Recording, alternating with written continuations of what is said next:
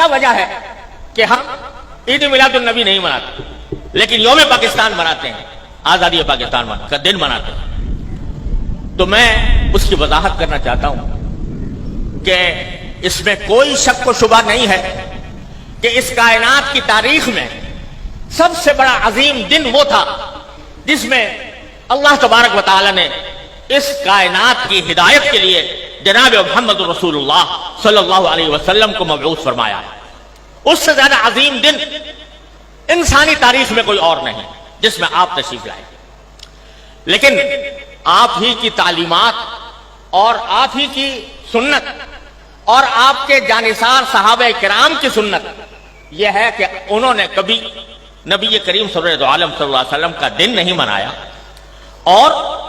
اس لیے نہیں منایا کہ اللہ تبارک و تعالی نے رسول کریم صلی اللہ علیہ وسلم کو اس لیے مبعوث فرمایا تھا تاکہ آپ کی ہدایت کی روشنی سے یہ کائنات منور ہو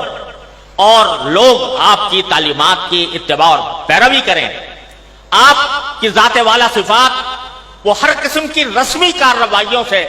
کہیں بالاتر ہے، اور حضرات صحابہ کرام جو آپ کی زندگی کے ایک سانس کے بدلے اپنی ساری زندگیاں نچھاور کر سکتے تھے، انہوں نے کبھی یہ دن نہیں منایا۔ جب انہوں نے جو کوئی چیز نہ منائی ہو اور انہوں نے اس سے اعتراض کیا ہو اور اس کے بجائے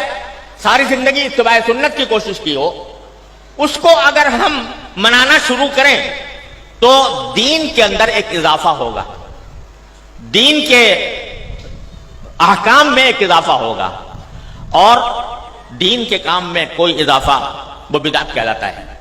من احدث فی امرنا ھذا فہو رد، تو وہ بدعت بن جاتا ہے کیونکہ وہ ایک مذہبی معاملہ ہے۔ عید میلاد النبی مذہبی تقریب کے طور پر منائی جاتی ہے، مذہبی عید کے طور پر، عید کا نام اس کا رکھا گیا ہے، اور وہ مذہبی تقریب ہے، اور مذہبی تقریب اگر کوئی شخص مذہب کا حصہ سمجھ کر وہ بنائے گا تو دین میں ایک اضافہ ہوگا جس کا نام بدعت ہے۔ اس لیے ہمارے اکابر علماء کرام نے اس بنانے کا اہتمام نہیں کیا۔ جہاں تک یہ 14 اگست کا تعلق ہے، 14 اگست کے یوم آزادی کا تعلق ہے، یہ کوئی مذہبی تقریب نہیں ہے، یہ کوئی دینی اجتماع نہیں ہے، یہ دینی تقریب نہیں ہے، بلکہ یہ ملکی تقریب ہے، اور ملک کی آزادی کے طور پر، اس کے ایک نشان کے طور پر اس کو منایا جاتا ہے۔ کوئی شخص بھی جو اس کو منانے والا ہے وہ اس کو دین کا حصہ سمجھ کر نہیں مناتا، اس کو مذہب کا جز سمجھ کر نہیں بناتا، بلکہ ایک ملکی تقریب ہے۔ ایک ملک کا اللہ تبارک و تعالیٰ نے ایک ملک ہمیں عطا فرمایا،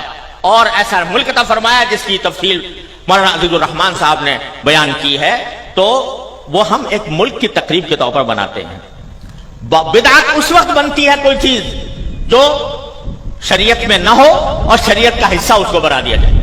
لیکن یہ کوئی شریعت کا حصہ نہیں، یہ کوئی دین کا کوئی دینی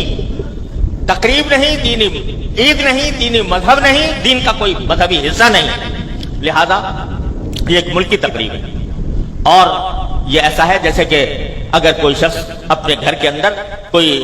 کسی اپنے گھر کی تعمیر ہوئی اور اس تعمیر کے اوپر کوئی اجتماع کرے، کوئی دعوت کرے، تو یہ کوئی مذہب کی تقریب نہیں ہے، کوئی دین کی تقریب نہیں ہے۔ اسی طریقے سے ہم یوم آزادی پاکستان کا اس لیے مناتے ہیں کہ اللہ تبارک و تعالیٰ نے اپنے فضل و کرم سے یہ نعمت ہمیں عطا فرمائی تھی، اور ملکی تقریب کے طور پر اس کو منایا جاتا ہے۔